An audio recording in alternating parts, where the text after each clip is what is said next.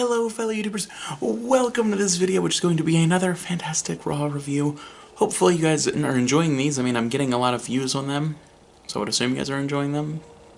But I'm not getting enough likes, so make sure you hit that like button, guys. Anyway, so Raw kicks off with a Memorial Day video. Straight up, didn't even know it was Memorial Day, because it never even affects me. So, I mean, it was just a thing. I mean, Miz comes out to the ring.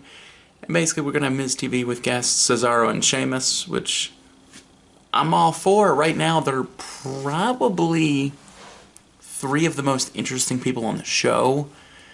So, might as well give it to them. Miz hypes up the Sheamus and Hardy's match for Extreme Rules, which is a dumb match, but whatever. He also builds up the feud, which Miz brings up his match with Ambrose for Extreme Rules as well. When Ambrose cuts in, Ambrose is like, haha, I'm tired of hearing your crap. And then Miz is like, even you can count the three, it's a 3-on-1 handicap, dumbass. Except he doesn't say it like that because PG. But then the Hardys come out, so it becomes a brawl, go to commercial, we come back, and of course it's a 6-man tag.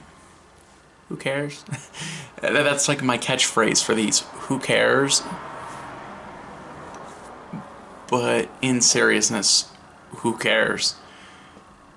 Sheamus hits a phenomenal knee up on the corner. I remember when this happened, because normally when there's a really good move, they do a replay, and they didn't do one right away. Like normally you see a good move and replay. Nope. Wait till we came back from commercial break to actually get the replay, which was weird. It was a really nice move though, kind of showing off that Sheamus can actually wrestle. He just has had a hard time connecting with the universe, basically. There was a really sloppy looking spot where Miz like turns around Matt Hardy and they both kind of just stand there. It looks like they maybe like stomped their feet. It just, they both stood there and kind of looked stupid. It was bad. I like Miz, but it was bad. Faces win, which raises the question for Sunday, because the faces were the champions. Now, generally, on the Go Home show, which this is, that means the people who win on Raw lose at pay-per-view. So, if they're going to lose, that would imply both titles are going to change hands, which I don't think is going to happen. But then I start thinking about it and I go, well, shit. The Hardys have been beating Cesaro every single week, so maybe they do win. I don't know. Announcers are pumping up the crowd for Extreme Rules when Graves just straight up walks out. And I made this joke when I was doing the Wrestling Classic review, which I just published yesterday, but I'm with you, man. I knew this show wasn't going to go up from here because generally most of the people I cared about were already done. So, then we come back from commercial. Kurt Angle and Corey Graves are seen backstage. Corey Graves is showing Kurt Angle a text message, apparently about Kurt being in disgrace as GM. We don't know who it's from. We didn't get any follow-up on it all night. And the thing that irritated me about this is that Kurt has been GM for not even a month and a half. Well, I guess it is a month and a half now. But he hasn't even been GM for 2 months, and we're already doing this storyline where, oh, he needs to be replaced. Why? Why can't the company pretend they're happy with the people in charge? It's Kurt friggin' Angle. I get it if the goal is to set up a match, but even if it is, you're not gonna have the match till fucking SummerSlam. It isn't even June yet. Why?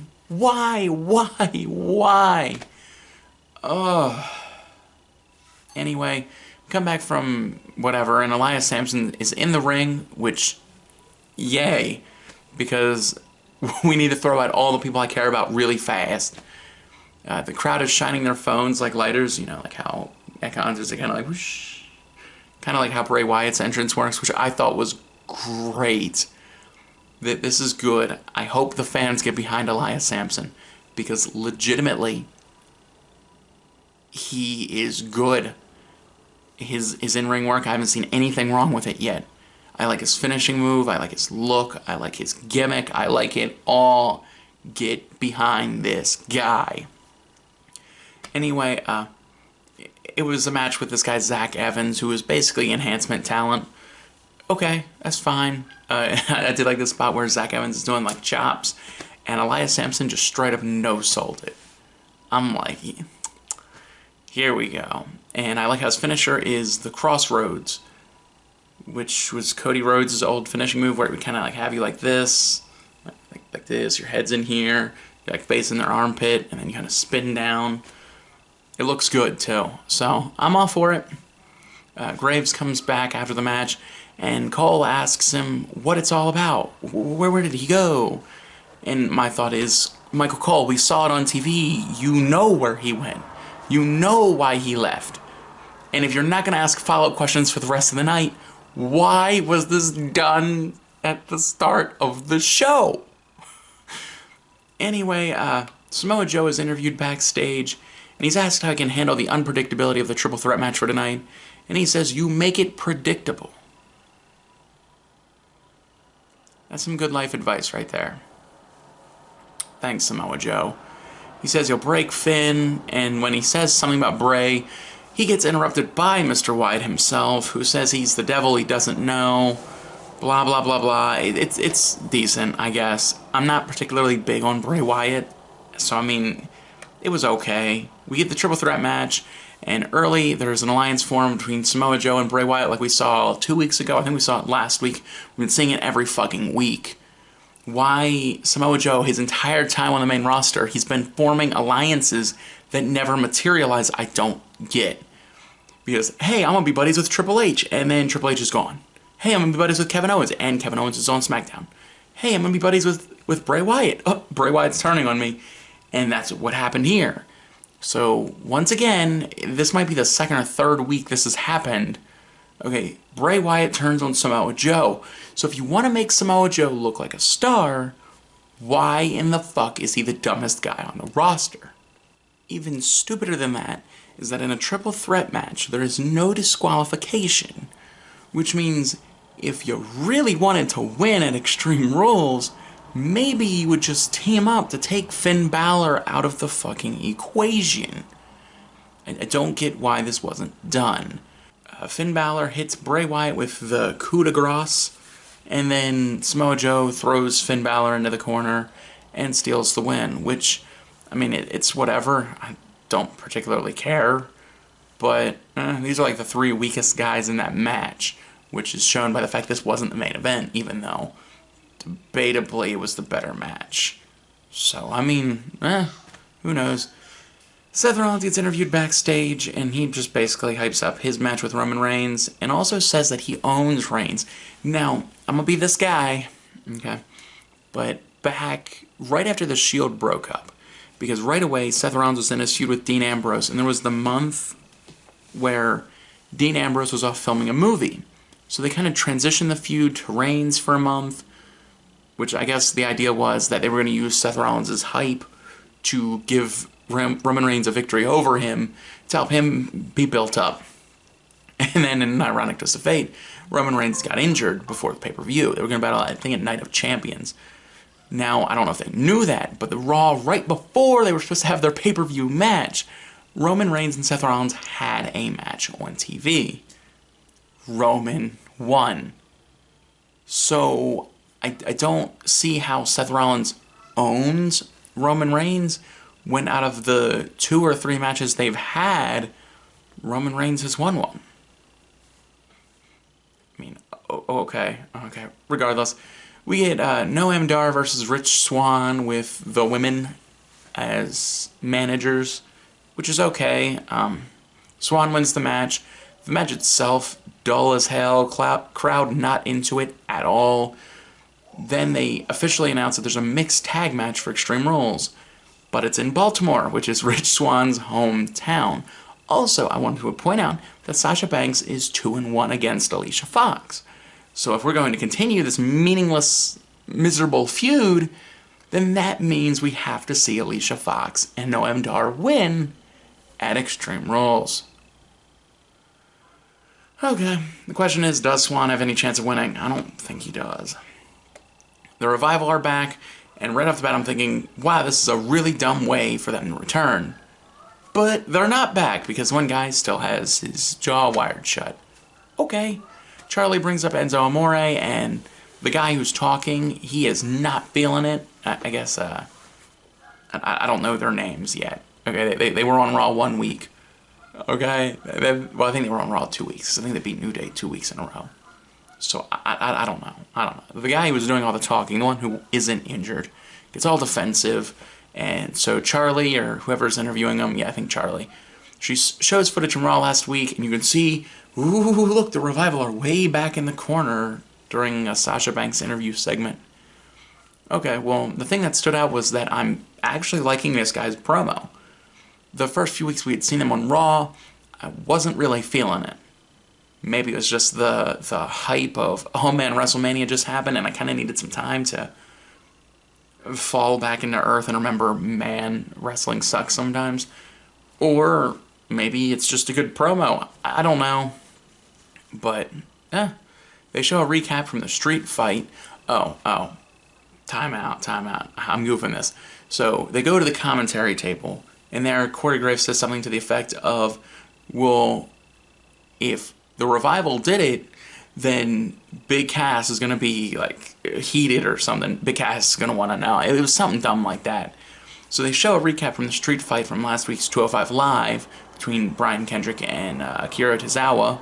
And then once we come back, Big Cass shows up and he starts yelling at Corey Graves. But, thankfully, he waits until the video segment is over. That way we don't have to hear Big Cass yelling while we watch for like 5 seconds as Tozawa goes to pin Brian Kendrick. Thank you, Big Cass. That's why I like you. It's just an odd segment. I think I'm going to do a video this week about who attacked Enzo Amore. So basically what we've learned here is that the Revival are defensive about it and Big Cass is defensive about it. We have no other information. So we'll have to wait at least 7 more days to find out who attacked Enzo Amore. Okay, so we have a match, Kalisto versus Titus O'Neil, and immediately you go, okay, cool. So last week, Kalisto beat Apollo Crews. This week, Kalisto's gonna beat Titus O'Neil. So that way it shows, for one, Titus O'Neil isn't that big of a deal. So it's like, why is Apollo Crews following along with him? But it also kind of has Kalisto getting over. But instead, Titus O'Neil wins the match in like less than a minute with the roll-up, grabbing the tights. I don't know if they're going to set up a match of some sort for Extreme Rules. I sure hope not, because I don't care. But, okay, this is officially a thing. Don't know why they did that, but okay. Then we have an Alexa Bliss This Is Your Life segment about Bayley. And I'm all for this. Who cares, right? I mean, can't be that bad. Alexa Bliss says that Bayley would hug the kendo stick when she gets it down. I thought that was humorous, because I'm like, I could see her doing that. There's a loud what chant for Bliss right off the bat, and you can tell Alexa Bliss is kind of like, she's affected by this. And it's apparent. So I'm going to blame the fans for this segment, because you guys could have waited until the segment actually, started rolling a little bit before you decided you were going to shit on it. And if you would have done that, then you would have realized, hey, this segment isn't that bad. This is not Nikki Bella versus Brie Bella storyline. I wish you died in the womb. This is not that. This is okay. But anyway, we continue. She shows an award that Bayley got for Best in Sportsmanship, which is humorous because, it's obvious. Bayley in her yearbook was voted most likely to apologize. See, I'm sorry, I'm liking this. I'm thinking this is humorous. We also get an interview with Bayley's 4th grade teacher, Mrs. Flapper. The fuck kind of name is Mrs. Flapper?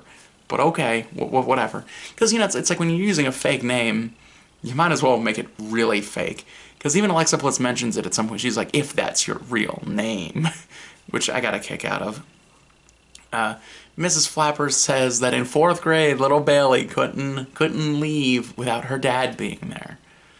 So, like, she's in class with her dad there, which is just so over the top.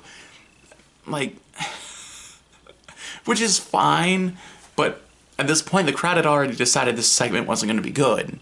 So, there was just no way that this was going to work at this point. And that's why I say it's the fans' fault for the segment going over poorly. Yes, it wasn't a perfect segment. But frankly, these are two people you care about. Why are you shitting on it? But again, being sidetracked, we also get to see her old best friend, Tracy Havelina, who said Bailey got used. Like she was doing people's homework and everything. And I'm like, okay, who cares? She says their friendship ended because Bailey wouldn't go to the mall. She was too busy watching Monday Night Raw. Well, Miss Tracy Havelina, they're actually, like, for one, Raw doesn't come on until like 9 o'clock. Back then, at least. So you really shouldn't be at the mall at that point anyway, especially on a Monday night, because you probably have school the next day, because it's implied that you're like 12 at this point. Also, I'm going to mention, there are actually laws in areas that prohibit kids from going to the mall at certain points of the day. And I want to say it starts at like 7, 8 o'clock. So again, completely over the top, makes no sense, it's dumb, but I'm enjoying this, okay? I'm poking holes, but at the same point, I get what it is, okay? Then we get to meet Bailey's ex, Phil. I didn't catch what his last name was. I think it was Jackson or Johnson. I don't remember, but he said that she brought her dad along on their date. And then on one date, he's like, oh, and there was this great moment where we were about to kiss. And then he's like, I closed my eyes, and I kind of like leaned forward, expecting her to lean forward. And he's like, and then she doesn't. So I open my eyes, and there's her dad right there. Which is just a funny image. Like, come on, people. And by this point, the crowd had fully decided that there was no way anybody was going to enjoy this segment. So you have the dumbass smarks. Delete. Why? Why? Why do you do this? The show isn't about you. There is a demographic that this is appealing to. Fuck, I'm enjoying this. And you decide that you're going to be yelling over the actors about how you want, for one, it's a TNA chant. So, who's smart here? You're chanting for Matt Hardy, who, if you haven't realized, isn't even fucking doing the gimmick right now. So please, let's just start chants for other people who aren't doing gimmicks anymore. Hey, remember how annoying it used to be when Mark Henry would come out and people would chant sexual chocolate at him? That's basically what you fucking are doing. Okay. I'm done on that rant. But then Phil says he only dated Bailey to get close to Tracy, and they make out, which I'm okay with that, whatever. At this point, because now I'm getting taken out of this because I'm irritated with the fans, I start noticing that we haven't had a serious match in an hour. In an hour. Again, I like this segment. I haven't had a real complaint about anything we've seen so far. But it's been an hour. It's a wrestling show. I can't believe I'm complaining about not seeing enough wrestling on my wrestling show. Bailey comes down, they start fighting. Bailey knocks Bliss down, and then Bliss like completely oversells it and just sits there for a minute. So Bailey's like, I'm gonna grab the kendo stick. But there was a table in the ring the whole time, and Bliss just pulls the kendo stick out from under it and just flops her real good. Again, champion standing tall at the end. I don't think Bailey's winning the belt back, so. We cut to commercial. When we come back, Enzo is seen backstage beat up again. So this was completely unnecessary, because you could have just had him not being there tonight, which would have sold the actual injury in the fucking first place. Here I will complain. This was pointless. Because Enzo being beat up, literally you didn't see anything. You didn't even see Cass looking for him, which would have at least made sense. You just see, oh, the medics just found Enzo, and look, there's Cass and Kurt Angle. The segment looked really fake, is what I'm trying to say. And it just doesn't do anything. You could have had Enzo not on Raw tonight, and then you could have had Cass seen backstage talking to Kurt Angle, going, I heard that it was the Revival. You would have gotten the same effect. You wouldn't have had to have this stupid segment. Again, that's basically what Cass yells. He's like, oh, it was the revival, they were here last week, blah, blah, blah, blah. And I'm sorry, Cass is not the one who's good on the mic, and I'm fine with that. I'm okay with him on the mic, he's passable. But at the same point, this segment just rubbed me the wrong way. And then by this point, I was already rubbed the wrong way because of the previous segment, how the fans tried to hijack it. So, we have a Cruiserweight tag match. Austin Aries and Gentleman Jack Gallagher, my favorite Cruiserweight, one of my favorite guys on the roster, versus Neville and TJP. Okay, well, at this point, I was just about done. So, the ending picked up a bit. It was a slow, boring match from what I remember of it. Aries makes Neville tap. And I'm going to say it here. I don't think Aries is winning the Cruiserweight title at Extreme Rules. Think about this, okay? If he wins, then Neville has a rematch. And then, if Aries wins again, the series is knotted up 2-2. I'm sorry, it's knotted up. It's not even knotted up. It's 3-2, isn't it? No, I think it's knotted up 2-2. So you have to have a fifth match. So now we're at SummerSlam on this feud. And it hasn't needed to be at all. Here's my counter-argument for this. Okay. Neville retains. Akira Tozawa, who just finished his feud with the Brian Kendrick, moves up. And he takes on Neville at Great Balls of Fire. WWE, if you ever want to hire me, feel free to just message me on Twitter. Because I can give you better story ideas than having this long, drawn-out feud that I don't fucking care about anymore. Anyway, we see a Reigns interview backstage. He says there ain't a man on this earth who owns him. And I gotta say, Reigns, based on what we've seen, you damn right.